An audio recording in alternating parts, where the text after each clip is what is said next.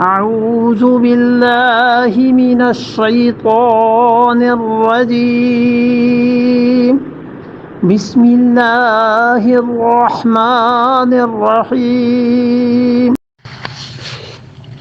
يا أيها الذين آمنوا استجيبوا لله ورسوله إذا دعاكم لما يحييكم واعلموا أن الله يحول بين المرء وقلبه وأنه إليه تحشرون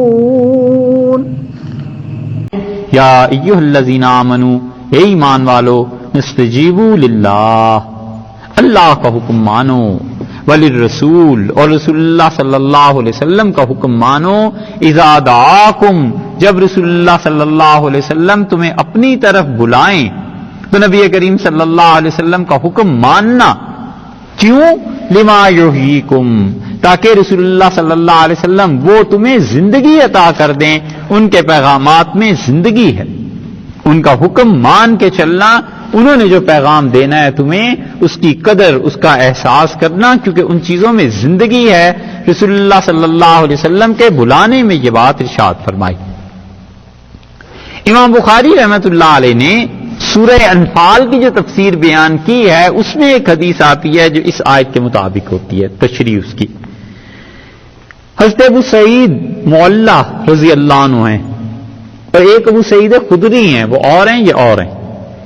وہ کہتے ہیں کہ میں ایک مرتبہ نماز پڑھ رہا تھا اور رسول اللہ صلی اللہ علیہ وسلم میرے پاس سے گزرے اور مجھے پکارا، آواز دی، تو میں نماز توڑ کے حاضر نہیں ہوا بلکہ میں نے نماز پوری کی، پھر حاضر ہوا.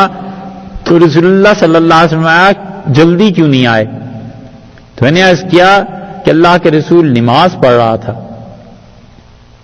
یہ اور روایت ہے، یہاں بخاری میں آیا ہے کہ ما منع کا انتاتی، تم آئے کیوں نہیں؟ الم یقل اللہ، کیا اللہ تعالیٰ نے یہ نہیں کہا یا ایھا الذین آمنوا استجیبوا للہ وللرسول اذا دعاکم؟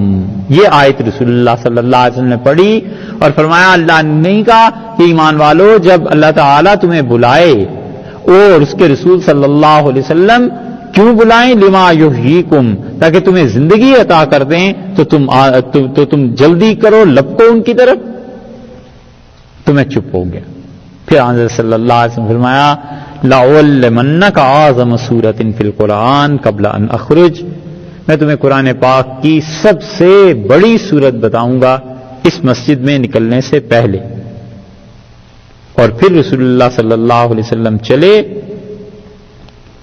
اور انہوں نے مجھے وہ سورت بتائی.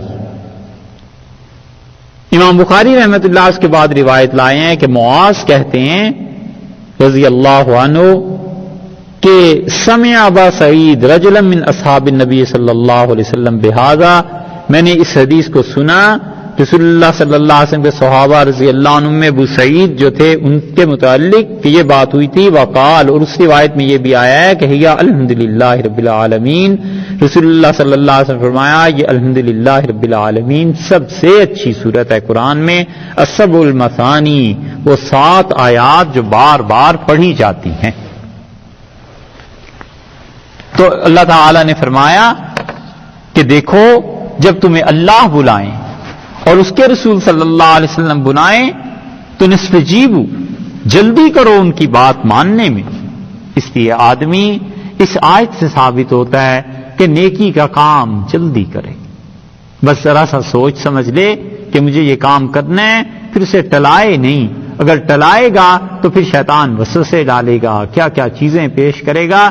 نیکی کا کام کچھ سوچے مناسب حد تک اور پھر اس کے بعد کم کر گزرے.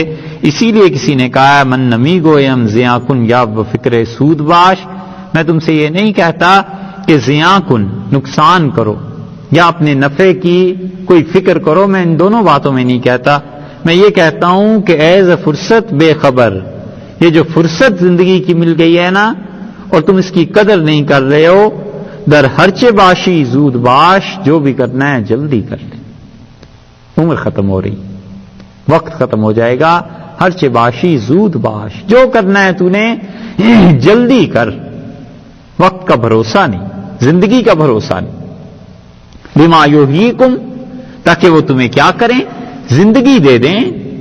اللہ تعالیٰ یہ فرماتے ہیں کہ دیکھو اللہ تعالیٰ تمہیں زندگی دینے کے لیے بلا رہا ہے، تو وہ زندگی جس میں تمہاری زندگی ہے اس کام پہ خدا بلا رہا ہے. یہ کام کیا ہے؟ کچھ مفسرین کہتے ہیں جہاد ہے، چونکہ پیچھے بھی جہاد کا تذکرہ تھا. یہاں پھر اللہ تعالیٰ نے فرمایا کہ ایسا کام جس میں زندگی ہے، تو مطلب یہ کہ جہاد کو نہ چھوڑنا، یہ کرتے رہو. اور کچھ مفسرین نے کہا یہ قرآن ہے کہ اللہ تعالیٰ نے بتایا ہے کہ اس قرآن کو پڑھنا، اس پہ عمل کرنا، اس کو سمجھنا، اس چیز کو کرتے رہنا. وَاعْلَمُوا، لوگوں یاد رکھو، ان اللہ کہ اللہ تعالیٰ یحول، حائل ہو جاتا ہے، اللہ تعالیٰ درمیان میں آ جاتا ہے، بین المرء، انسان کے درمیان میں. یاد رکھو اللہ روک لیتا ہے آدمی سے، بین المرء، آدمی سے، وقلبہ، اور اس کے دل سے. ایک ترجمہ تو یہ کیا گیا ہے کہ اللہ انسان کے اور دل کے درمیان میں آ جاتا ہے. ان اللہ یحول، اللہ حائل ہو جاتا ہے، بین المرء، انسان کے درمیان، وقلبہ، اور انسان کے دل کے درمیان. تو انسان کے دل میں جو ارادہ آتا ہے خدا اسے پورا نہیں کرنے دیتا. کافر ساری زندگی مسلمانوں کو تنگ کرتا رہا، ستاتا رہا. اس کو ارادہ آ جائے کہ میں اسلام قبول کر لوں، اللہ بیچ میں آ جاتا ہے، اللہ نہیں اسے چلنے دیتا.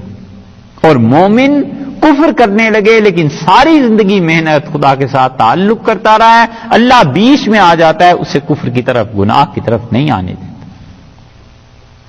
اس لیے بڑی لطیف بات ہے جو تعالی شانہ نے ارشاد فرمائی ہے. آدمی کبھی کبھی پورے گناہ کا ارادہ کر لیتا ہے کہ آج یہ کام کرنا ہے، اور عین موقع پر کوئی ملنے آ جاتا ہے اور سارا پروگرام دھرے کا دھرا رہ جاتا ہے، اور اتنی پریشانی کوفت ہوتی ہے کہ اللہ کیوں آ گیا، کیا عذاب ہے، اسی وقت اس نے آنا تھا. یہ ہم جیسے نالائکوں سے پوچھو جنہیں عام طور پہ یہ مصیبتیں پیش آتی ہیں، الیاذ باللہ.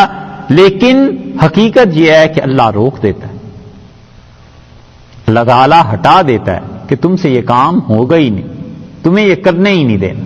وَاعْلَمُوا أَنَّ اللَّهَ يَحُولُ بَيْنَ الْمَرْءِ وَقَلْبِهِ، لوگوں یاد رکھو اللہ بندے کے درمیان اور اس کے دل کے درمیان آ جاتا ہے، یعنی وہ ارادہ جو ہے اس انسان کا وہ پورا نہیں ہوتا.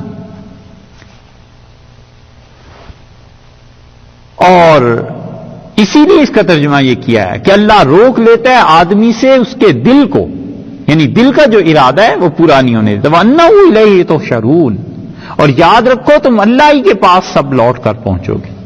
تو اللہ تعالیٰ کے پاس جب پہنچو گے تو خدا تمہیں ان ساری چیزوں کی جزا دے دے گا، اور اللہ تعالیٰ بتا دے گا کہ کیا کام کرنا ہے، کیا اور کیا چیز نہیں کیا.